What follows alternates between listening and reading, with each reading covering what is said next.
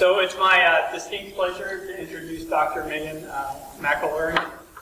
So it would have been in 2000, very tail end of 2020, I had come up with this crazy idea to host a military Stoic conference for the National Guard. It's kind of a pet project that I was trying to pull on people to kind of spark the interest in Stoicism to address behavioral health issues. I unfortunately didn't have a lot of the support or spin out that I wanted to happen after that conference, but one of the great things that did happen in that conference was Donald Robinson actually asked, hey, Megan McElheran and what she's doing up in Canada, and I didn't have a knowledge of it at that point. So we asked her to be a guest speaker. She developed a great Stoic-based program designed specifically for emergency responders, so police, fire, medical community, that is actually producing statistical results in terms of reducing PTSD, improving quality of life. One of the best things about her program is there's actually research behind it. So of the few Stoic-based military resiliency programs, she actually was wise enough to make sure that the research was in place to prove that her system worked or didn't work, or made assessments as it went along. And I was very honored to have a chance to come up there and help shape that program for the military community. So when she revised it as the BOSS 2.0 program, she does actually now offer a version specific for the military. And I can say both your in-person and your online courses are actually producing similar results, which is also quite remarkable, that kind of self-paced learning is having positive impacts. And so I'm very inspired because I can say there are dozens of people that always like to talk about military stoicism. There's very few people that have actually put together a product and actually go out and try to make it happen. So it kind of makes Megan unique in the area in terms of there's tons of Stoic philosophers saying we should do this. Very few people willing to actually sit down and dug it out and do the hard work.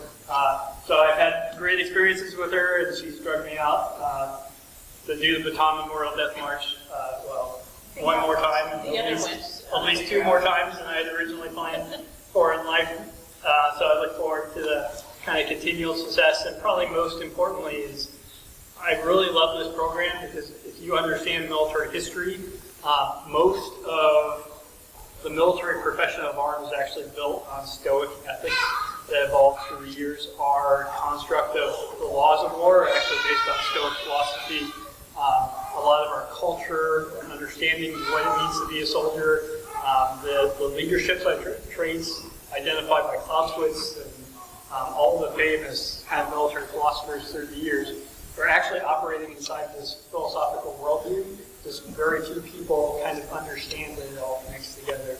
So moving forward for the military community, I think it's great and wonderful to have something like this because we can talk about behavioral health, but we can also talk about how it connects to military ethics and behavior in the battlefield, how it connects to professionalism, how it connects to kind of trust, loyalty, the ability to engage in mission command. It can basically tie the whole profession of arms up into a pretty package if we only stop to realize and trace the connection with this underlying philosophy. So with that in mind, I'll turn it over to Megan. Thank you, Franklin. I appreciate it. And I want to say it's been really lovely to be invited to be part of this today, so thank you for that. Colonel, I was really struck by what you said in your remarks about Franklin, about how really just charitable and giving of spirit he's been integral really in providing feedback with his incredible knowledge of military philosophy and education, and really I think this program would be where it is if it weren't for a lot of what he's had to offer. So I am going to spend a little bit of time, maybe an hour or so together today with us. We're a small group, so please do feel free to chat with me as we go along, and if there's ideas or things that I talk about that are of particular interest or you disagree with or whatever, let's have a discussion, because I certainly get tired of listening to myself talk all the time, so I'm happy to hear from you folks. Now, important I think to say that I'm actually a clinical psychologist by background, so I came to building this program really from a place about 10 or 15 years ago as a practicing psychologist working exclusively with uniformed service personnel really getting to a place of thinking, you know, all I'm seeing are people coming into my office, so obviously active duty military veterans as well as the other frontline public safety sectors. And these are people who were coming into my office really having held on as long as they possibly could in the context of their jobs. And then finally were like, I can't take it anymore, I need help. And will come to see someone like me with extreme symptoms of post-traumatic stress, oftentimes with co-occurring kinds of things happening like anxiety conditions or depressive conditions. And then they were coming to me to try to help them recover and reclaim their lives and their functioning in the context of the injury that they had sustained. And, you know, at that time, and I would argue even still today, it's pretty challenging when someone goes for as long as people are still going without reaching out for, you know, help with this injury that they sustain until it's really chronic and it's really severe. Because if we can imagine, you know, a physical injury or a physical wound, the longer we leave it, the more we let it sort of fester without intervention, the harder it is to treat and the harder it is to go back to baseline. So I sort of think about it a little bit as having a bit of a existential crisis in a sense, where I said, if all I'm going to be doing in my career is treating people, you know, where we're really just trying to put Band-Aids on bullet holes and try to patch them up so they can function enough, right? I don't think we're doing our jobs well enough. I don't think we're actually doing what we can to try to intervene and actually be more proactive in helping people understand how they can take care of themselves. And so that's really a little bit of where the passion or the interest in developing this program came from. But there were a couple of things that happened sort of simultaneously around that time that I was having those reflections in my career. So I think of myself as a little bit of a hybrid. I started my career in California, working in the National Center for PTSD in Menlo Park through the VA system out there. So I spent the first 5 or 6 years of my career working with soldiers and veterans of Vietnam and Iraq and Afghanistan, and again was really hearing an emphasis being put on, I know how to do my job and I know how to do my job well. I get trained in protocols, I get trained in, what I'm supposed to do in my duties. But this thing about how do I offload the impacts of the work itself, right? The things that I'm being exposed to, the things that are happening to me and my comrades, what do I do about that piece of it, okay?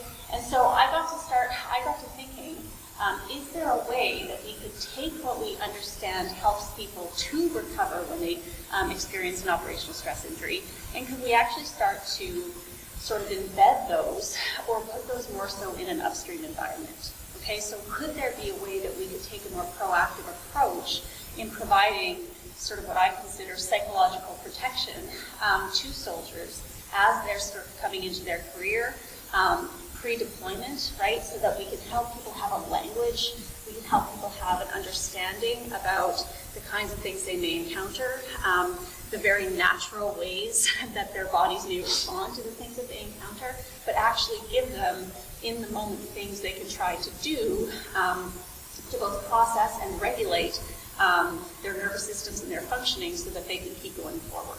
Okay, so let's try to do all the things that we do from a prevention or proactivity type of place, right? We think about uniforms, we think about weight bearing, we think about nutrition, we think about all these things. Why don't we try to really contemplate what the best of the psychological science tells us helps people to recover once they're injured, and put this more so before the injury takes hold. Okay? And so that's really the kind of the essence of what this program is all about. Now, I always think it's important to sort of, I think about it as like setting the table, I guess, from the perspective of the science and the data that we have that maybe continually tells us why this is important. Okay, so we have some fairly recent data, North American data, that is telling us that at the low end, we're probably seeing military members and other public safety members screening positively for at least one mental health condition at least 25% of the time. In some regions and in some services, that number goes up to 43.5. Okay, so probably at any given point in time, we're anticipating that this workforce, at least 1 in 2, maybe 1 in 4 people, would actually meet criteria for a psychological condition for which they would need intervention. Okay? And so when you compare that to general population statistics, we're only looking at about 1 or 2, maybe 3% of the population, generally speaking. So we know we have a much, much, much bigger issue here in the uniformed services, and therefore I think, again, it argues that we need some different and more specified interventions. Comments, thoughts, questions? You're all paying attention, so that's great. If I could make a comment. Sure. You talk about identification of behavioral health concerns. I recently read a very fascinating book by Major General Greg Martin. He wrote a book called Bipolar General. It's very fascinating because he was the highest ranking officer that worked at our National Defense University, which is our highest institution of learning for the military. And he was a late onset to bipolar, but he functioned very well in theater under the chaos, right? And then when he was brought back into a garrison setting, he sort of failed miserably at the end of his career and was kind of sort of forced out of the military. But there were lots of providers along the way that missed it.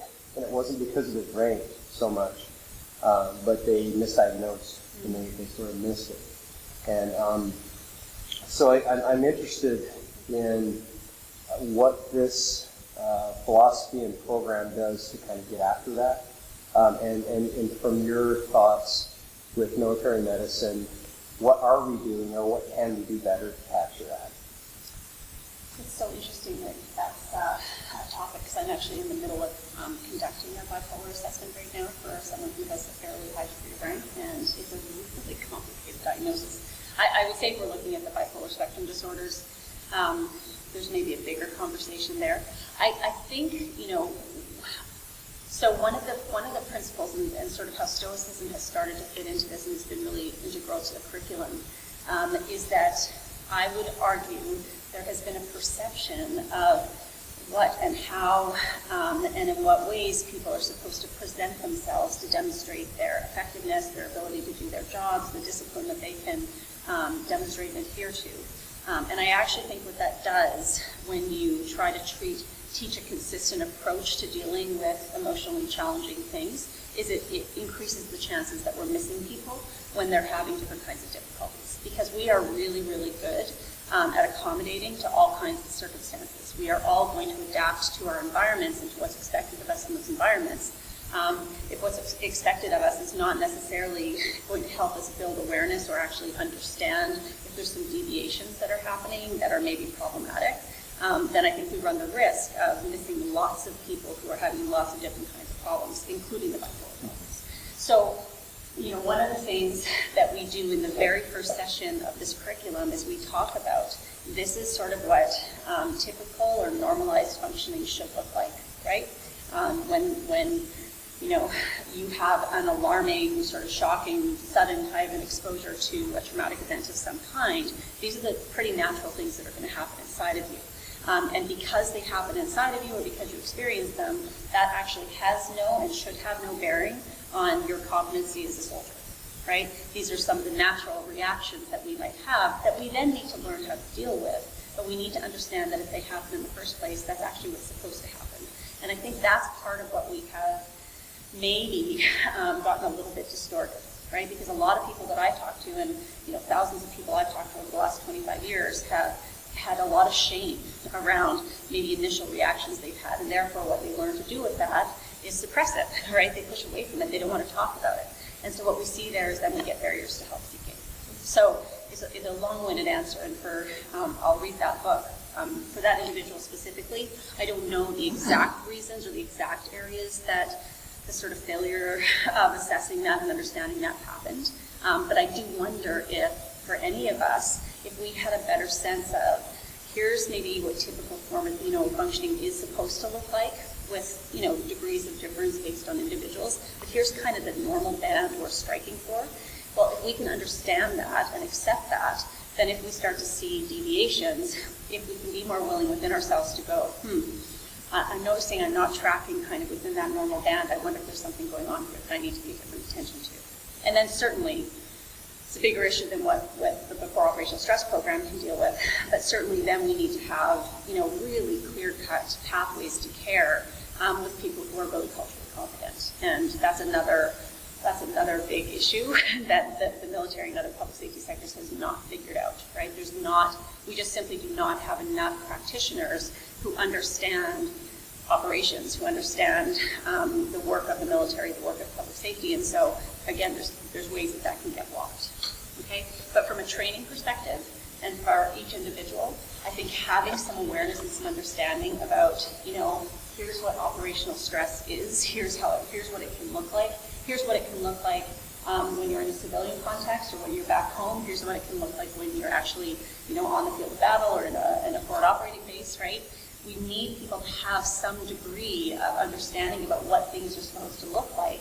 And with that self-awareness, they can hopefully track better how they're doing, if they're noticing changes, if those changes persist, or if they come back to baseline. And that's a huge part of what we're trying to accomplish in this curriculum. It's actually providing people with that understanding and with that knowledge. Okay? And so,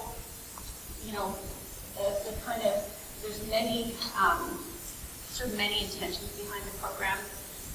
But one of them, certainly, as I was saying, is we have a huge population of people who we understand are struggling psychologically with the operations of the job.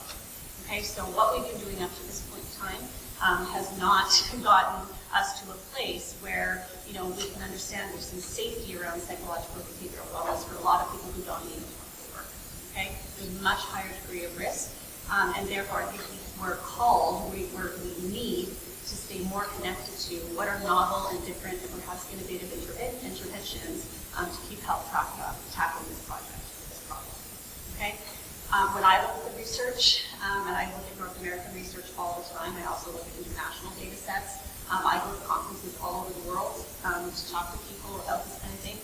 I have yet to find an evidence-based upstream training program that's getting offered in basic training, that's being brought into police academies. I have yet to find a training program that focuses on this type of training for folks when they're starting their careers. Okay? There's lots of programs that people get sort of when they're into their careers. There's oftentimes programs that provide a degree of education. But again, I have yet to find a program anywhere in the world, and I'd be very, very happy to be wrong on that, that has gone to the work of building an evidence base to say, we're trying to train in practical behavioral wellness skills, right? Beyond simply teaching people to breathe when they're stressed, right? We're trying to teach a number of other kinds of skills and strategies. And I certainly haven't found any that have an evidence base, that have had scientific rigor going to their development and their evaluation. Okay? And I'll just, the functional disconnection and functional reconnection model, actually, Lieutenant Colonel Ennis has been integral in helping us really flesh out that framework. It is probably one of the most novel parts of the program as we did it. Okay, so I like to put this image up at the start of these talks, simply because I think there's something that's conveyed in this picture that goes far beyond, what actually I can do justice with words. Okay? Again, I've been doing this work now I'm into my 23rd year. I started in 2001, actually right after 9/11. Oddly enough, that today's September 15th. I was given this picture in 2012 or 2013, and it just kind of stopped me in my tracks, right? I thought it was such a beautiful depiction of the stories I had just heard from a lot of the people that I had worked with at that point in time. I think it continues to stand up to scrutiny, a decade plus later. Okay? This is the story that I hear from the uniformed service personnel from whatever branch or whatever sector comes to see me. This is the story that I hear. That I was trained, or I sort of looked around at what other people were doing, and I came to believe that the only way that I could be seen as being effective as a soldier, that I could be seen as being effective and worthy of promotion and having longevity in my career, was if I could show that regardless of what happened, I was good to go. Right? And some of that is I wanted to be good to go for the person who was standing beside me. I wanted to be able to demonstrate that I had things together for people who were, who I was leading, who were reporting to me, okay? But even within myself, I started to believe that unless I could just stiff up a little bit and have broad shoulders, that I wasn't able to do that, but that was going to mean that there was something wrong with me, okay? And I say this all the time. If you could find me research and evidence that would tell me that by suppressing and denying and separating ourselves from our experience when it happens, especially negative or difficult experiences, if you could find the science for me that tells me that that's effective, then I'd get on board. And I would be figuring out how to help people avoid and suppress and deny as much as they possibly could, as effectively as they possibly could. Okay? But again, you know, there's been psychological science and psychological research going on now for, let's call it 80 years, 90 years, something like that. I have yet to find one study that tells me that teaching people to keep up a mask, to act as though everything is okay, to deny any suffering that they may be experiencing, I have yet to find anything that tells me that that's effective for helping someone to maintain their wellness. Okay? And so the people who come into my office, who I sit down with, and I talk with about trying to work through the operational stress injuries that they've sustained, this is a huge part of what we talk about. That actually allowing yourself to connect to the human experience that you had in the various experiences you've had as a soldier, the places you've gone around the world, the calls for help that you've responded to that have exposed you to human suffering, right? We are trying to chip away at that mask or at that idea and really try to look at what's happening underneath. And this is really where the ideas of Stoicism work in. Okay, I'm just going to go back for a second. When I was given this picture, I was hearing from people all the time this idea that in order to be seen to be effective, they needed to be good to go. It didn't matter what was going on behind the scenes for them. They needed to be able to convey that they had it, they were good. And what I heard time and time again was people labeling that as the ability to be stoic, right? That the mask, right, regardless of what's happening behind the scene, the mask was the stoic ideal that people were seeking. And I just got really interested. I got really curious about Stoicism, about what does that word even mean? Why are we using that word in this way? And I would never dare to lecture on Stoicism in front of Franklin because I would very quickly humiliate myself. But actually, this is an important place that Franklin and I connected around, because what I started to learn, and when I started to dive into the Stoic literature and to learn about the philosophy and connected with Franklin and continued with my journey, I don't think that's what the Stoics meant. Say something. I was just going to agree. It seemed like the way that that's explained is something like Stoicism would be the interpretation of non-emotion, not connection with emotion or proportionate to the situation, but non-emotion, kind of like suppression, like we were talking about earlier. You got it. So this is my mission. This is my sort of hypothesis. This is the mission statement of WAS, is that we have convinced people that the mask is actually the Stoic ideal, that this is what the Stoics were talking about. And we submit, that's not the case. In fact, the mask is probably much more equivalent with pseudo-Stoicism and a misinterpretation of what the Stoic philosophers actually meant. When you read Marcus Aurelius and you look at the Stoic text and you really kind of dig into what the philosophy is all about, side note, it's heavily influential over the development of psychotherapy, right? Rational emotive psychotherapy and the cognitive behavioral therapy, they have their roots in ancient Stoicism, right? The idea being, seek virtue, have a direction you're heading, know the virtues in life, the ethical practices that are important to you that you want to convey, but that doesn't mean at the expense of feeling. That doesn't mean that what you have to do in order to seek personal excellence and live a virtuous life is to be unfeeling or unemotional in some kind of way.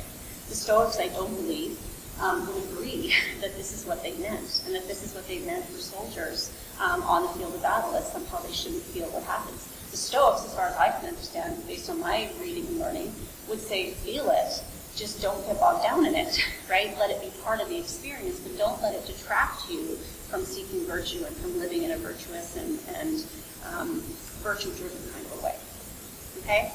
But in the last, I would say, 200 years, and again, we have lots of interesting conversations around this, we've really done, I think, our serving members a real disservice. Because we have tried to convince them that to be a man and to be, masculine and to be a good leader and to be a good soldier and all these kinds of things, again, you have to somehow keep your emotions at bay, or even better, not have them at all. And I literally sat down with somebody a week ago who just was in a training exercise where someone who was new to his team, who was getting trained, had a really serious accident, was almost killed, ended up having a leg amputated. He's sitting in my office with the high-ranking guy, like swallowing back the emotion and swallowing back the tears he was feeling. And I asked him, like, what's going on here? Like, why can't? He's like, because I'm not supposed to feel these things. I'm not supposed to cry. Right? I'm at this rank. I should be better than this. That was literally what he told me. Right? And so, I think that if there is really a hope in hell of being able to shift what has been happening over the last however many decades, where people are just holding on and holding on and holding on until they can't take it anymore, and then they're ending their lives, or they're finding a solution at the bottom of a bottle, or they're finally coming to me, and we're doing our best to try to get them to regain their health, but we're struggling because of how long they've been suffering, right? If we don't start doing something to tackle this pseudo-stoicism, this misapplication of stoicism, I think we're going to continue to see more of this. Okay? So I'd love to put up this graphic, because again, these are some of the foundational or theoretical or even philosophical roots of where the core operational stress program has come from. This is the recipe to give someone a psychological injury. Okay? You expose them, either directly or indirectly, okay, so something I'm afraid for my own safety, or that I'm going to be harmed or killed, or I'm in an environment where I'm seeing things happen to other people, right? I'm being called out to help, things are happening on the field of battle, whatever it might be. I'm having exposure to experiences that are overwhelming in some kind of capacity, right? They overwhelm me, they horrify me, they make me feel guilty, they scare me, whatever the case may be. And what comes from that type of exposure is that we have what we call a limbic response to stress. Okay, so when we are confronted with dangerous things, we have evolved as a species over the last 50,000 years to have a part of our nervous system that reacts really powerfully and really well to danger when it comes to help us survive. Okay? Now, when you look at the general population, there's a ton of trauma out there. Something like 89% of people in North America are going to go through an event at some point in time that is going to be at this level that it could lead to the onset of post-traumatic stress symptoms. Okay? But then again, when you look at people 2, 3, 4 weeks after these kinds of events happen, only about 1 to 2% of the general population go on to experience prolonged symptoms of post-traumatic stress. Okay? So, when we think about the military environment, or we think about the public safety environment, how could it be, then, if we seemingly have this natural ability to recover from traumatic events when it happens, right? Most people don't go on to have this prolonged reaction. What's happening in the military and public safety context? Okay? Well, that's where we see those next two pieces. The first being, right, if we think about that mask that we were just talking about, we are probably unintentionally, or intentionally, maybe, I don't know, training people to use less effective coping strategies to work through and address the traumatic events and stressful things when they happen.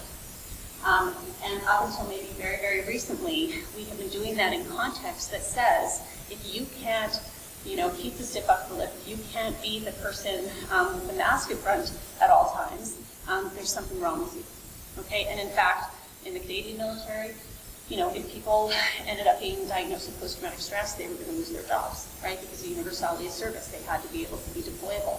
And if they were going to need ongoing supports, well, they were going to be exited from the military, okay? And to be clear there, that's a bigger conversation that we won't get into today because there's some reality to that. What I'm trying to think about is, if we know that we continually expose people to pretty unrelenting trauma in the uniformed services, so we're over-activating the response of their limbic system, could we do something about teaching or training different kinds of strategies to cope with these things when they happen, and maybe continually to work on shifting cultural attitudes and cultural sort of experiences where we more normalize the reactions that people may be having. Okay? Because in the absence of that, expose them to trauma, limit their opportunities to process, teach them to kind of deny and suppress the impact, shame them if they have difficulties. Well, guess what? We do that enough times to any person, and we're going to end up in a place of an operational stress injury. So that's not an if, that's a when. Yeah. So you spoke about the lack of initial kind of front-end programs in the military.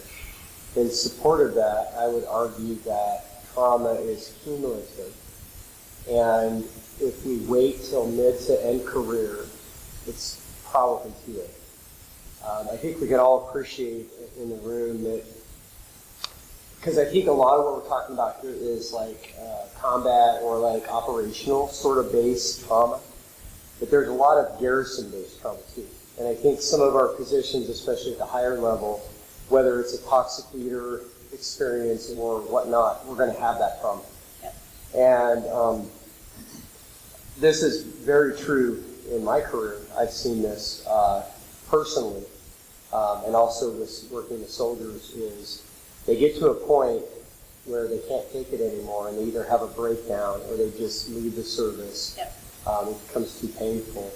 I mean, I've taken many trainings, such as Purple Resolve, which came from the Blue Courage, which is for the police. Very, very good training, but who do they give it to? They give it to senior leaders. And I don't think this stuff is very expensive to lay out, and I think it's very effective. Well, and I mean, I'll get to our data and some of what we've been learning and what we've been hearing from people. So, you know, the program for operational stress, my ultimate wish and vision for this is that this would be early to career, new to career training. So at a minimum, we are orienting people to really sound psychological concepts and practices that they can at least hear when they start, and then hopefully put into practice. But then do it early and do it often. And so we actually are working on curriculum that aligns with this, that is for leaders. We're looking at how do we boost this curriculum at sort of 3 to 5 year intervals, because I think you're completely right. The picture, or what it looks like for people at, you know, year 3, year 5, year 8, year 10, we start to understand actually that the variance of problems or difficulties that people are experiencing is equally accounted for by operational, so the operations definitely being deployed there, and the organizational stressors. So we're going to understand that over that career trajectory from recruitment to retirement, people need different kinds of things. And there's different ways and different skills that people need depending on where they're at. In leadership, depending on how much accumulation of things they've experienced, we need to continue to give them education. So a lot of the work that I do across North America is exactly advocating for this. This is not a one and done kind of a situation. This is a start here, but keep doing things, right? Because these are riskier careers. There's more risk across a lot of different domains that people could be impacted by the work. And we have to stop thinking that they're not, right? We have to, I think, adapt and train and structure things accordingly so that we're giving people what they need so that they hopefully can stay healthy, right? Because, yeah, how many people have gotten to retirement and it's maybe in retirement that they finally start to deal with the things that have affected them? Or how many people have left careers early because of, you know, not just the injuries that they sustained, but then the toxicity that they experienced in their unit when they started to talk about the struggles they were having, right? Again, there's too many stories to sort of count about that. Okay, so, you know, one of the things that we have been doing, one of the things actually that Franklin and I continue to work on, is how do we actually operationalize some of the Stoic practices or the Stoic recommendations into this curriculum, okay? And so these are just a few examples. These are going to come, we have a paper that we just learned today. It's actually going to be published probably next week, where we actually talk very specifically about the value and the importance of people putting some of these Stoic exercises into play, okay? What we heard, I'll just fast forward a little bit in this talk and share with you We put this program at this juncture in front of about 75,000 uniformed service personnel. So some from the military, and then lots from the different public safety sectors, healthcare, and legal services. And one of the things we have heard across the board, regardless of sector that we have talked to, is what people take away from this training and what they really like about it is that they have specific things that they can do, right? So helping people to connect with, actual ways that you can think about, you can contemplate at any given moment, what are the things that are within my control, what are the things that are without, right? I think people oftentimes when they start to feel stressed or they start to experience exposure to trauma, it can feel like everything is overwhelming and can leave them with a sense of being almost sort of back on their heels. And so actually saying to them, look, there may be things that are happening that you can't control, as is going to happen when you maybe get called to a critical incident or you have a difficult supervisor or whatever the case may be, but you have lots of things embedded in the experience that you're having that you can actually do something about. And so again, we have quantitative data that we've been collecting, but qualitative data as well. And the qualitative data, this is what we're hearing constantly, that it doesn't necessarily take away the problem that I'm having, but the idea that there are concepts and words and approaches that I can actually, adopt to help me in this circumstance, I consider really helpful. Okay, so I was asked about 7 or 8 years ago by one of our federal systems if I could build a program that would make their members more resilient.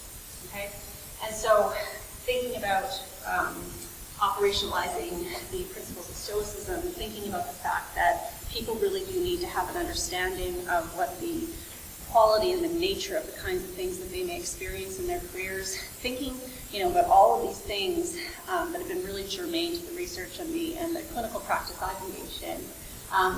What I wanted to do when I got this ask was I really wanted to think about and understand, well, if you're asking me to make somebody more resilient, what are we even talking about when we start to use the term resiliency, okay? And so I spent a couple of years engaging in the empirical literature, looking at sort of like health standards that different countries wrote and sort of policy that countries had around that, US and Canada, the Netherlands, parts of Europe, Australia, New Zealand, etc., and really tried to understand how do we define this construct, okay? I also went to things like Dr. Google, right, to, in the self-help sort of world to really explore this. And what I came to after all of this, and what I tried to disseminate this down into, or distill this down into, is these two main constructs. So when you look at health policy that is written, when you look at, how do people feel as though they cope with trauma and adversity when it happens, these tend to be the two consistent themes related to resiliency that are reported. It seems to be at the end of the day, and at the end of all of that research, that the best way to understand if somebody has some resiliency to cope with adversity is to ask them. Because resiliency appears to be a very, very subjective kind of an experience. My sense of if I am resilient to the things that might come my way is heavily influenced by how I feel in the moment when you ask me if I feel resilient or not, okay? When people define themselves or describe themselves as feeling as though they have more resiliency, okay, these tend to be the things that they report. One, they have some way that they're paying attention to themselves. They have some way that they have built up or enhanced their degree of self-awareness. So they know, generally speaking, what their baseline is. They know what it feels like when they're feeling pretty good, when they feel like they've got gas in the tank and they can handle things, okay? And they usually feel that way because they're engaging in a number of different habits to try to take care of themselves. They have some degree that they're focusing on the quality and quantity of sleep that they're getting. They have some focus on physical functioning, typically through exercise of some kind. They have some focus on their emotional well-being, okay? So they talk to people, or they journal, or they read about things, or they, go for rucks and meditate on things. Like, it doesn't matter what it is, but there's some connection to, I'm aware that I have, emotions that are happening to me, and I do some degree of trying to attend to those things.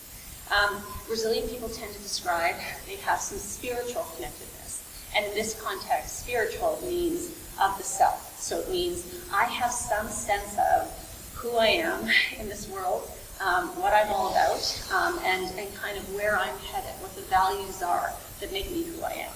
Okay? And so generally speaking, a resilient individual would tell you that most of the time I'm paying attention to how I'm doing in these domains, and then I'm trying to act in accordance with keeping my functioning pretty stable.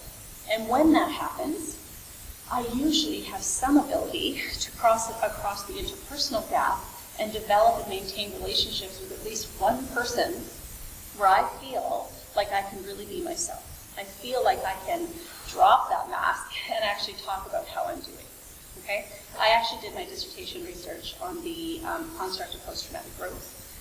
And so post-traumatic growth, if you're not familiar with it, is the idea that by virtue of having to recover from traumatic events, how somebody works through a trauma or the experience of post-traumatic stress can actually have really meaningful impact in terms of growth outcomes. So, if I survive something and I work through something, oftentimes I get connected to a desire to help other people in a different kind of way. I become an advocate for change, In my research, the most significant predictor of post-traumatic growth outcomes was that somebody felt like they had one person in their life that they could seek true and helpful social support from. Okay? And so, one slide to capture 2 years worth of research. But I love the fact that we can kind of boil this down into 2 components because of its simplicity, right? That if we're finding ways to really sort of truthfully and validly connect with who I am and what makes me, feel as though I'm living my life the way that I should, and I have some way that I'm sharing that with another person, right? I think that's really, really good information for us to have about how do we help people continue to do the very difficult jobs that they do. I would say in the alternate, when you look at people who are struggling with post-traumatic stress, who are struggling with addiction issues, depression, anxiety, what do you think falls off? Social connection, taking care of myself, doing the things that I enjoy, or doing the things that brought me pleasure and meaning in my life. Okay? So we can kind of see that these as almost polarized experiences. The worse someone is doing, the less they're going to be doing these kinds of things. Okay? And so what I got to thinking was, could we find a way in a training sort of module, in a manualized training curriculum, could we find a way to ensure that soldiers and other public safety members, as they start their careers, have a really good connection to those 2 components of resiliency? Can we arm them with the language so that they know that perhaps things they're already doing are in support of the resiliency that they may need in their careers?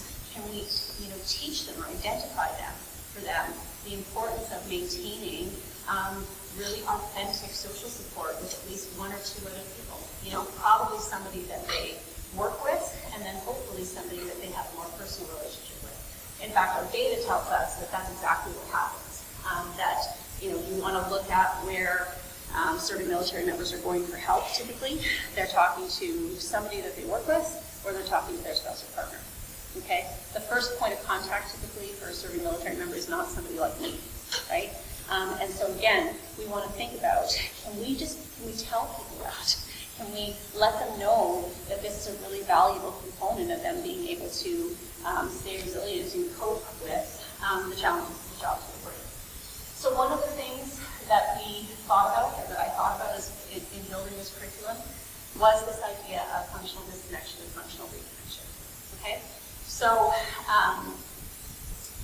in the early 2010s, like 2010, 2011, something like that, there's a researcher who wrote a paper about palliative physicians and physicians who were doing next to kin notifications and physicians who were doing battlefield care.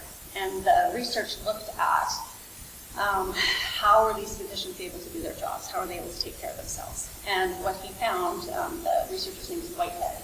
What Whitehead found was these physicians talked about, if I'm going to do my job, I have to engage in a functional disconnect. Like I have to put some distance emotionally between me and what I'm doing. Because in palliative or battlefield circumstances, I mean, there's lots of things that can make that complicated. There's lots of things that can get in the way of being able to actually help someone receive the help that they need and recover, right? So lots of exposure to death and lots of exposure to, death where physicians would talk about if I had been in a different circumstance, I might have been able to actually save this person's life. So there's all sorts of what we call moral injury that comes out of that, and lots of potential for guilt and suffering. So this ability or this need to functionally disconnect was part of how these physicians talked about taking care of themselves. And when I read that, I thought, well, that sounds 1,000% like what I hear from the folks that I work with, right? Whatever the context, if I'm going out to do my job, I have to find a way to disconnect from, my personal emotions about the thing, or my own memories about what's similar in this circumstance compared to things I've been through. Like, I have to find a way to do that so that I can do my job, right? I think about that as a trauma therapist, right? I hear stories from people all the time about the senseless suffering that they've witnessed or the things that have happened. And it will often happen where I will have a sort of visceral reaction to something that someone is telling me, but I have to tell myself in the moment, like, this is not about me. I have a job to do, so I have to push that down, right? I think the luxury, the benefit of what I received in my training was that I learned about the value and importance, the necessity of circling back on those things. So if I'm in a situation with somebody where they tell me a horrible story of trauma, I typically mark it for myself. And then I know that with a couple of colleagues I would go to, or my own family members, or whatever the case may be, I have to return to attending to that thing. Because if I don't do that, speaking to accumulation, inevitably there's going to be ways that affects me. That affects me probably in pretty negative ways. So what we tried to do was we tried to actually build a framework that said, when you disconnect, do it well, do it effectively. Like if you're dealing with something and it's reminding you of, an experience that you've had before, or, you're reminded of, your son's in the military and maybe somewhere else, whatever the case may be, we want you to be able to disconnect well so you can do your job effectively. But we have written, and we built a framework to talk about how and the value and importance of people actually engaging in functional reconnection. And we think that, pursuant to the misapplied stoicism we've been talking about, we think that when people are operating from this place of believing that this is the job, I should be able to suck this up, they don't do that piece of reconnecting with, how do I feel about this thing that just happened? How do I feel about what I witnessed? How do I feel about what's going on sort of around me? And we put this into this model, which again was published initially in 2021, and our next version is coming out next week.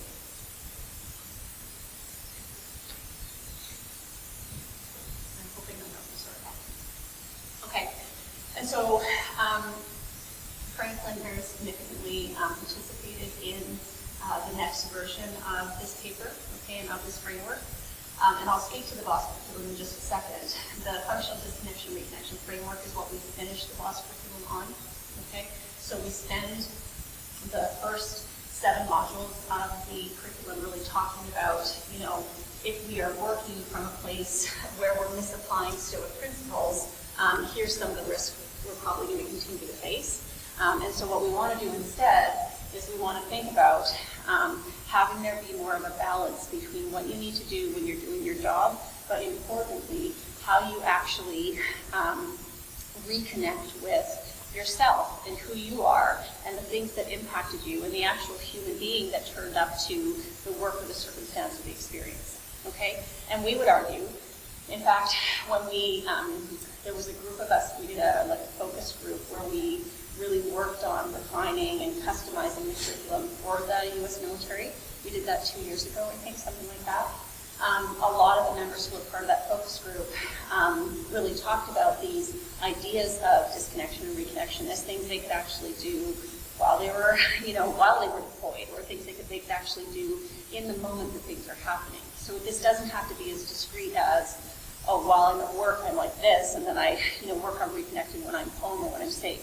This is actually a model that we're trying to encourage people to utilize in a more flexible and balanced way throughout the day. And again, really trying to emphasize or bring more constructs or ideas from Stoic philosophy into the actual teaching of what we're teaching people to do. Okay? So all of this education, as much as it comes from, I think, a pretty rich foundation of both science and philosophy and history, what we've really tried to do is not have the education of the curriculum be at the theoretical or the foundational kind of perspective. We've really tried to say, here's how you actually can put some of these Stoic practices into play. We're hoping by the end of the year, perhaps, that we're going to have a working compendium that's going to go along with the actual classroom-based instruction that people will receive, so that it really is this, putting into practice, letting the practice, like voting with your feet around how you actually try to build resilience and build psychological protection against, the inevitable exposure to different kinds of stressors that are going to come. Okay? And so I'll speak to the BOSS curriculum specifically now. So putting this together, what I really thought about was if things stay as they are, okay? So if we continue to get people to believe that they have to, sort of overly engage in these misapplied Stoic sort of practices, these pseudo-Stoic practices, if we don't do anything different than that or away from that, what I tried to do was build into the curriculum, here's what we can anticipate is going to continue to happen if we actually try to make some of the shifts and we start to think about, the true Stoic philosophy and principles, if we actually think about what the best of the psychological science tells us, we might do this instead. So our first module, we spend the entire module talking about operational or military service culture, okay? And we really talk about the history, at least over the last couple of hundred years, where pseudo-Stoicism, I think, has been really influential over what people have come to believe or what they expected of themselves in the face of exposure to trauma. Okay?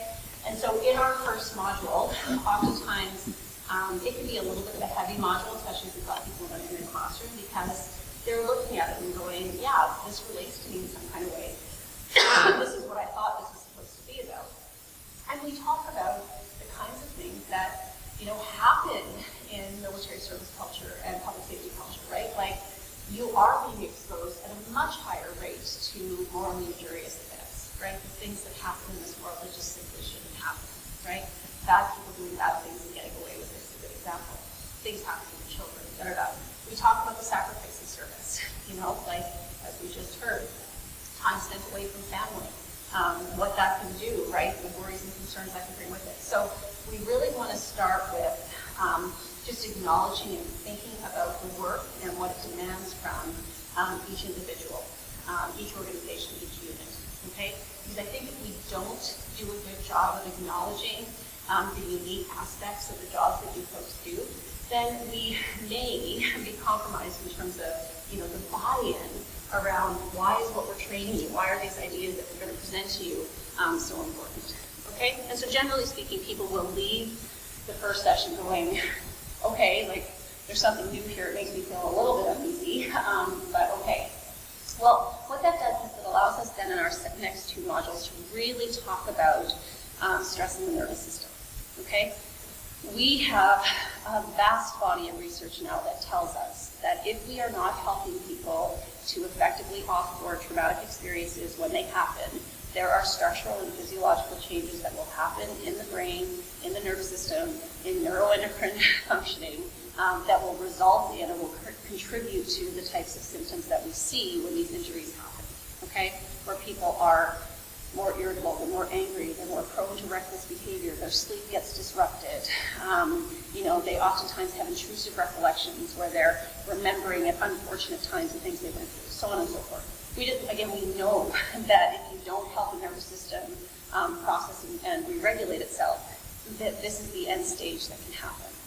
And so that's the part of the curriculum where I thought, what can we anticipate will happen if we don't give people different things to do? And so what we talked about instead is, okay, look, here's the physiological risks. here's what's happening when your nervous system gets dysregulated.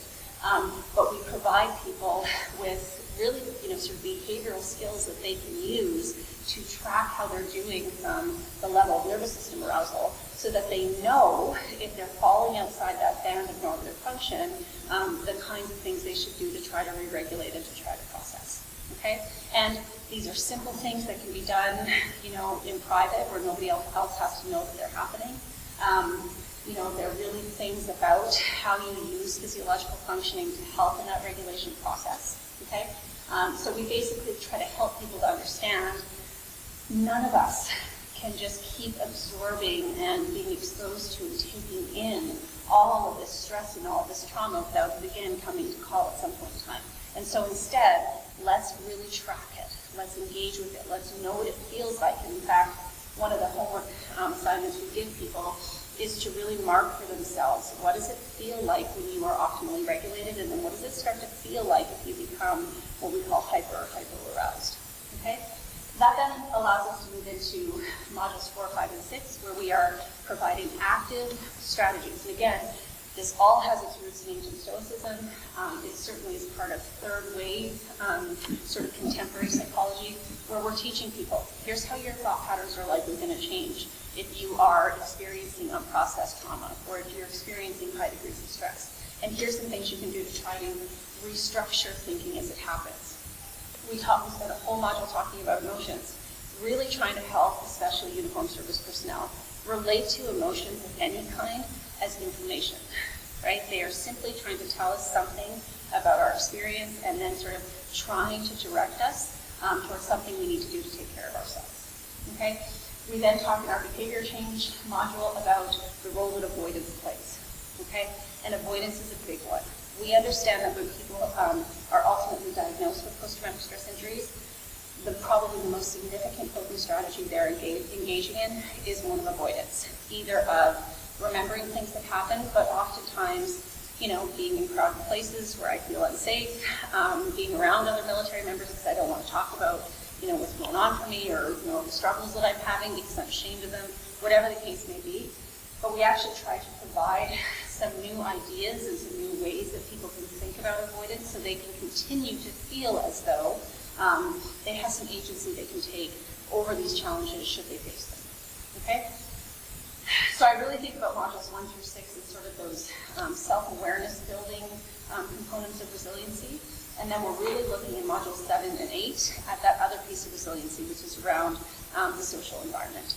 Okay, so we spend a whole module talking about communication, which includes managing difficult conversations, whether if you're in a supervisory role, whether you're subordinate to a supervisor, how you do things respectfully in chain of command. But we spend tons of time talking about how to be effective in communication, regardless of what's going on, whether it's with a family member or at work. And then, as I have already sort of alluded to, we then spend our final module really teaching this functional disconnection and reconnection framework.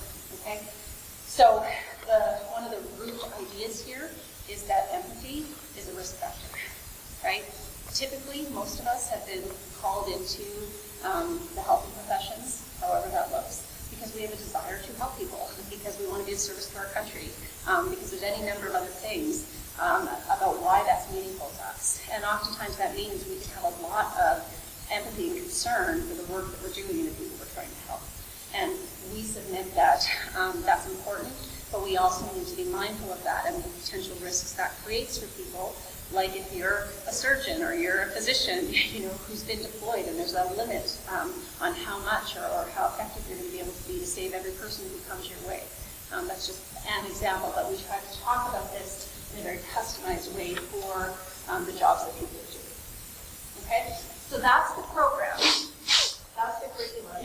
Now, it was originally developed to be delivered in person, getting groups of people together, getting groups of soldiers together, and talking about these constructs and these ideas in a group setting. I mean, COVID, obviously, like us, like for everyone, required us to be able to move the curriculum into a digital environment. And so what we originally did was, rather than getting groups together in person, we still tried to do that through Zoom or whatever.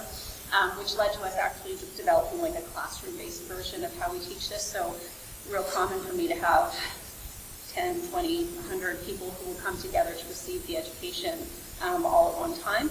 And then we have an asynchronous, like on-demand, go at your own pace kind of version. So pretty common what services and organizations like to do is have either the entire membership or a portion of the membership receive the classroom training, and then they give access to the go at your own pace version to everyone. So there's this support for knowledge translation, and then you sort of have ambassadors within the organization who can sort of speak to the concepts and who can answer questions and things like that.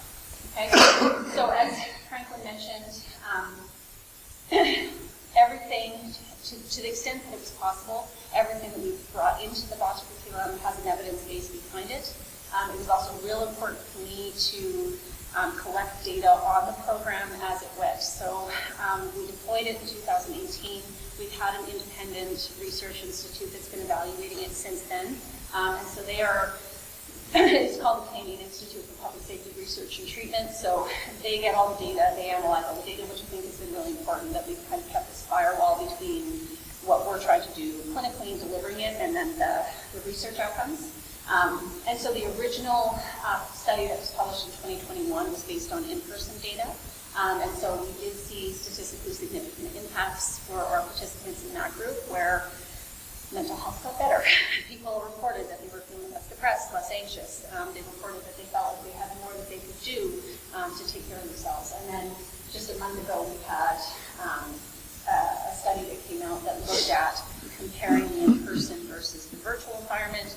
And again, we're seeing statistically significant improvements. So, what that tells us is that if a participant goes through the program, they are likely going to appreciate some improvement in their mental health overall. And they're going to feel like they have less stigma that they're dealing with about any mental health challenges they may have. They tend to report greater senses of social support and reported resiliency. Okay?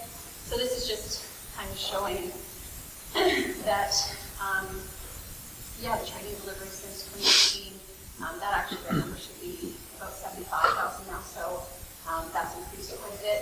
And we're deploying this now in Canada as well as in the US. We started to move to the US a couple of years ago. Important for folks to maybe make decisions to understand or to recognize that what we've heard time and again was it really matters if my leader, it really matters if my unit, it really matters if my organization takes this seriously, sees this as a valuable initiative that they want to invest in. And so what that meant practically was like giving people time when they're at work to do this training, not expecting them to do it as their own homework or on the weekend or doing something like that, that there's more investment and there's more engagement when there seems to be or there appears to be a reaching in from the employer, whatever that looks like, to try to help folks in these ways. Okay? And so if you're interested, we've got 3 or 4 publications. We've actually got another 3 or 4 that are set to be published here, hopefully before the end of the year. In 2022, we had this large-scale opportunity from our federal government to provide this training to, we actually had 103,000 people in the data set. We ended up collecting data on just over 14,000 from those people, sort of at baseline after they took the training and follow-up. And again, they're not published yet, but early results tell us that the trends are continuing. So that's exciting, right? I think what that tells us, this is just stuff about other ways that the program's been implemented. So they mentioned that on-demand classroom. I certainly think this is a valuable slide for all of us to contemplate. One of the things that we know is that there's different sectors in public safety and the military that are differently impacted by certain kinds of mental health outcomes. We actually know that military members and ambulance personnel have a much higher degree of risk of suicide, right? That just seems to be what the data tells us, okay? What I guess what I'm strangely happy about, or I guess I'm encouraged by, is that we're increasingly seeing data that is telling us that there's all sorts of reasons why we want to do things in in a more proactive fashion. That early and often I was talking about, that recruitment to retirement, right? That, I would argue there's an important sort of ethical or moral reason we would want to do that. But I think the data is actually showing us that there's a fiscal reason why this makes sense as well. Okay, we know that retention, recruitment is a huge challenge that uniformed services are facing, including the military, right? And I think part of that, it would be my hypothesis, is related at least a little bit to the fact that people know that these are risky occupations, and there's a concern around what might this mean for me or my family, right? If I were to take on this job that has incredible responsibility to it. I think actually being able to, recruit people and their families by saying, we've tried to hear you and we've tried to learn from the things that the past has shown us. And increasingly we're trying to do more by way of taking care of people and their wellness, again, as they do these jobs. The risks are going to be there. That's the informed consent, right? We know that the risks are going to be there. They're unavoidable. But there's a lot of risks that we have potential to mitigate. And I think, our data is certainly showing that. And again, I think we're going to increasingly get to a point across North America and probably beyond where we're not going to have a choice, right? We're going to have to continue to think about novel and different ways that we're going to approach taking care of people as we do these jobs. So, I think that's probably all I have to say. If you're interested in Franklin and for the work on that. But lots of different sort of examples of that. Obviously, I have a whole list of references. Yes, please grab those. And that's me. So if you have any interest, if you want to follow up with me, if you have questions after today, I'm available to reach out to me and ask questions or ask for references. I'm happy to provide. Yeah. I feel like in these high-intensity, high-risk occupations, we have to detach ourselves to make decisions. For example, if I'm killing an enemy, if I'm treating a child that's dying or things like that. And so we condition our people in these occupations to deal with that trauma by detaching. Yep. And so I guess what I term the spectrum of functionality, taking somebody that's very low functioning versus somebody that can deal with it and has high resiliency. These are great concepts. I love Amor Fati, and I think Carnegie talked about it in his book, How Stop Worrying, Start Risk. But when we have somebody that's not functioning well, is there a framework? I understand there's different courses, but I don't think you can take somebody that's functioning very low and give them the training and expect them to sort of go along with it. And I think that's where accountability, like the lifespan of the program, right? It's not something we can do once, one and done, or even have these ambassadors give the training every year. But I would almost look at it as maybe it's kind of like an accountability partner or a mentorship. Yes. Where it has to be a continual building of that program resilience. Yeah. Actually, it's so interesting you say that. So one of the things that we have embedded into the leadership version of this, which we're contemplating, is actually building accountability groups. And so the accountability groups look like you pick 3 people, and your job is you have to meet once a month to talk about the skills that you learn, but most importantly, to talk about how you're putting them into practice, and and the challenges that you're running into, and having these 3 people. It's not about being there just to sort of give peer support and good job or whatever. It's actually to be challenging each other on where and how are you applying these things? What's the feedback or results you're getting, and are there modifications required? Right? I'd be interested in understanding, for me at least, I hear somebody's low functioning and I go, okay, well, why are they low functioning? What's happening to them? Like, are they so overwhelmed in a moment where something is happening that they're shutting down in some kind of way, right? And I don't know if that's the case or not, but I would say I actually think we can help people find ways to improve their performance, to kind of demonstrate more about personal excellence, by giving them ways to think about how they respond when they're typically becoming overwhelmed, right? It's, sure, there's the potential that there's going to be people who are on the low performance end where they just may be on the low performance end, but I would sure want to understand what have they learned, what have they been putting into practice, how are they talking to themselves in those moments, What's their experience with the high-octane kind of moments where they have to make decisions? Like, I'd want to understand that first before concluding that this is just how it is and they're not trainable, right? Because I hear that all the time from people, and I think the outward, impression would be this person can't handle it, and maybe, but I would just really want to understand if there's more going on there, right? We can teach people if they have an initial sort of freeze reaction, we can actually teach them how to shift out of that so that they can take action and become more effective. So again, it's idiosyncratic and there's individual difference, but I would just say I think we can do more with those low performers. Yeah. I think it's a great point that you made.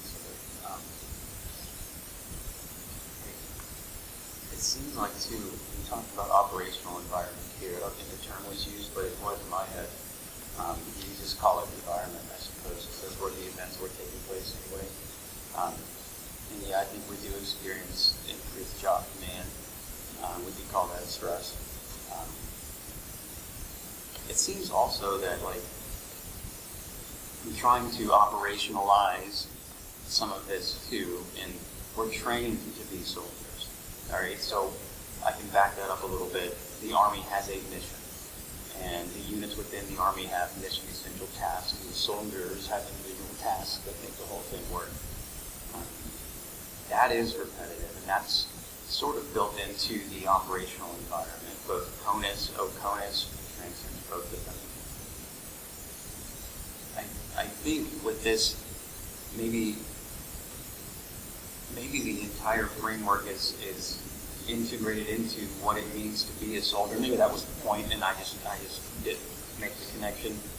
But it's not like, all right, we're going to show up for this monthly training or this whatever Army regulations that we're going to do this training this year. We do it and then we move out.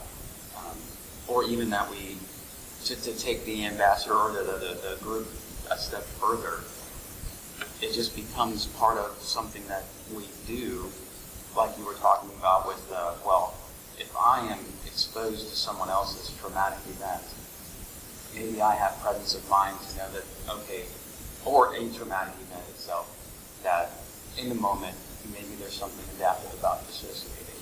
It could save your life in the moment. But to have presence of mind to come back to it, and then how to navigate that effect later on. So maybe the program becomes that, where... Let me say this by way of response, and I'm running this more so now off of the clinical practice. I have never, in thousands of people that I've seen in 23 years, I've never sat down with somebody who's been like, oh yeah, I know all of that. I know about what's happening in the system. Oh yeah, I'm aware of this. Like, I've never had that happen. In fact, what I get instead is, oh, that's interesting. I wish I'd known this when I started, because maybe I could have been out on the lookout for it. So I think what we're trying to do is there's a degree of unconscious incompetence people are going to, I think, experience when they start interacting with this type of curriculum, but the goal is to try to have this become part of an attitudinal shift so that ultimately it's the unconscious competence where people are just, sort of embodying Stoic principles and approaches, where people kind of have a whole suite of things that they do to respond. Like, that would be the dream for me, where that's kind of the ethos that people are sharing, right? Whereas now I have never seen that happen. So there's a really interesting, maybe military history example. So, and this would be true with Thomas Jefferson, but Frederick the Great claimed to be an Epicurean, but he was always a Stoic. So some of this might be like, I could teach anyone what Stoicism is, but due to their personal temperaments, they're going to default to whatever personal philosophies they prefer, which many of those tenets will not be compatible with Stoicism, but it's important for them to understand Stoic philosophy, so when crisis comes, they can convert their worldview into Stoicism to survive that, whatever brutality they're facing, and then they can, when things are going happy and well, they can go back to being Epicurean, because they can be kind of more happy-go-lucky type of people. But I think you hit the nail on the head, is like the boss program, if we ever really want this to be successful, has to be a culture.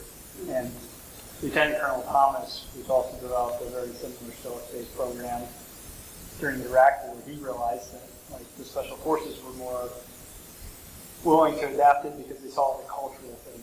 It was just being a soldier. It wasn't treatment for psychological injury. It was just being part of being a soldier. So I think that if we want to see big, huge shifts in the Army, we have to get to a point where this isn't taught independent Army leadership or laws of war or battle drills. It's just all kind of incorporated. It's always always mixed in together and always referenced together. So by the time you need to use it, it's just a second nature. I agree with that because, I mean, I've done Ruck March groups everywhere I've been, and how many people have come out? Right. One, maybe. And so, and I think a lot of Stoicism is easy, but there's a lot of it that's hard, like the self-denial stuff. You talk about folks that are self-medicating with food or with other things, and if we don't make it a framework or a part of the organization, for example, for the reserve component, it's part of the weekend drill every year, right? And it's not necessarily, like you said, Master Baker, where you sit down and have a class. Maybe it is, but it's got to be integrated throughout, and it has to be kind of a building block. I almost kind of think it can't be so much unit-based. I think that's good, but everybody's on their own level. So, and I think that's where the accountability thing comes in, right? Is maybe you have breakouts in different levels. And, I mean, I think this is as much, like, again, my thinking has been we have to meet people where they are, but ultimately to try to help them to evolve to a different place. And I think this is all about the lifestyle, right? Like, I think this is just how you need to be, and the ways in which you need to think about things in the context of, these high-intensity, high-risk jobs, right? Where, people don't want to leave their jobs. I've never heard that they sure don't like the injuries that they've sustained, right? And I guess I just wonder if they had a different approach and a different mindset, and it was trained differently, and the attitude was differently about it. Like, that we saw this less as a course or a one-off training or whatever, but it's like this is really the foundational stuff about the military attitude. That'd be my dream anyways. Yeah, I mean, Stoicism is a philosophy, which is a way of life. Yes. And so if that's what we're teaching, a way of life, and we're saying this is the way, this is the best way of life, it's got to be integrated. Yes, I completely agree. And so again, starting where it has to start, but that would be the ultimate hope, right? I'm so encouraged, and this is such a neat thing. So in my mind, I'm seeing it like as part of the culture, I guess. It's tenets of what this is are embedded in the tenets of what it means to become a soldier. So you're also doing the work too there, because some of the things that are showing effects in some of the data perhaps is identity and the inability to tap into the malleability of what identity could be. So it's stuck in a framework. But if you can put that in basic training, and then, hey, look, this is the set of things we're going to do. It's going to be stressful, and you set the stage and everything, and you absolutely run through the education. Education is vital because you're giving them new information to set that.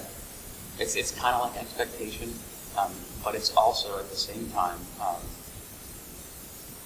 I think, also chipping away from what would have been a rigid outlook into one path or the other. And knowing, again, going back to what can I control, and it becomes part of, training itself, I think. That's what. And I will temper this by saying, of course, we don't want to have horrible traumas where people are, losing their lives or these really awful things are happening. Of course not. And wouldn't it be kind of cool if, you were sharing with your groups, this is going to be stressful, and the ethos and the attitude is like awesome, right? Like, I'm going to get all this chance to grow and be challenged and figure out who I really am, And I think then the idea of what it means to be a soldier, I think that's where cultural shift comes. It's built from the individual pieces, but this is individual. I think that's where it comes from, because it's just a perspective on the individual. I know now that being a soldier is more than move out and draw fire, and I will show you what I think you want me to show you so that I can survive the next day. It's more than that. It's being a master of everything that is me. which is self-awareness, regulation, it's reappraisal, not suppression. And I'm totally fascinated by this. Yeah, and I think that's the problem we have right now, is because when we bring folks in, I mean, they're, 18, so they've had trauma. Yeah. They're bringing trauma into the service. So if we don't start it on the front end, then we're not capturing it along the way. But what would our service look like? What would the efficiency look like if we had not really, you can't ever be traumaless, Right. but can you imagine how effective our organization would be if we would kind of off-ramp some of this trauma? Yeah. Like, the level of functionality would be amazing. And, we wonder why don't we do it. We spend millions of dollars on all these programs. And I know when we talk medical readiness, that's important, right? Sure. But what is medical readiness? It's not just shots, dental, whatever. It's behavioral health, too. That's right. And when I was the med deck commander, we had a little wellness room we created within our med deck. We hired Title V psychological health coordinator. Why did we do that? Because our soldiers aren't going to tell us if they have a suicide concern or a behavioral health concern on a freaking PHA. Because they know it's going to be held against them, right? Brandon's laws kind of changed that. But so we hired these folks. I can't tell you how long the line was of people sitting there. Some of them which were crying and sitting down waiting for it to talk. Some of them would go into the wellness center. This has to be part of what we do. We have to get that right. We can't send folks into theater in LISCO, large-scale combat operations, with trauma, thinking that the next day they're going to get up and they're going to be able to function. That's right. And We're going to lose the fight. Yeah. This is the fight we're going to lose because of this. That's right. I completely agree. And then, across the military and sectors, we're just also seeing people not being really prepared to enter into these careers, right? So, what's that going to look like over the course of time? And if we're not able to retain people, I think right now, I looked last year, the national average is something like 7 years, 8 years, something like that. It's a huge problem. And so what if there could be a return to the incredible dignity of these professions and what it means to be in the military? What if there was this, this sort of lifestyle, this attitude, this culture that was around, you are allowing yourself to become the excellent human being you always have the potential to be, not just you're going to have all these bad things happen and we hope you're going to be okay, right? Why would anybody want to do that, right? But I think it's more than, here's some worksheets that you can figure out how to think differently. That's not it. I hate that stuff. That's just those are really superficial interventions. And I think we're talking about the core of what it really means to be a soldier, right? And to incorporate these human factors training pieces into all of the other protocols and all the other things that people have to learn. It's like when you try and pull CASEVAC casualty play into the live fire exercise, right? Once you make it the full thing, so incorporating within your AAR stoicism or philosophy, why did you think this or how did you do this? Everything that you're doing and looking at, I see it as fairly similar, because you're always, as a medical surgeon, you're always fighting, hey man, we're out there in the field doing this, let's do a casualty role play, and people either do the organism or doesn't, it's this glacial improvement or a catastrophic event causes people to be or bring directly around the captain doing everything. When I jump, we're doing this, we're doing all this stuff. And so incorporating within your AAR some of the educational things, like, hey, why did you think that way? Or maybe if you had thought about it this way, you would have made it more efficient. And this is what we do. This is what we are to start culture, how to do it. So it's not just like if you're going to have a class, an online class or something, you're going to have online class. If you have an online class where we all just like class, without the next target, this is what you have the same impact as incorporating it into the very fabric of what you're doing and why. Yeah, and there's we've delivered this in so many different ways to different institutions. But every time we do it, regardless, we're always giving people sort of post-module take-homes, right? So if we talk to you about pseudostoicism, we're going to ask you to go and take inventory of the ways in which you see pseudostoic behaviors show up, and we're going to come back and talk about them. Because I think that's it. this idea of just asking people if they're okay or if they need help. No, it's like, what are you thinking? And why are you thinking about it? And how does that actually embed in some of the things that we've been trying to train?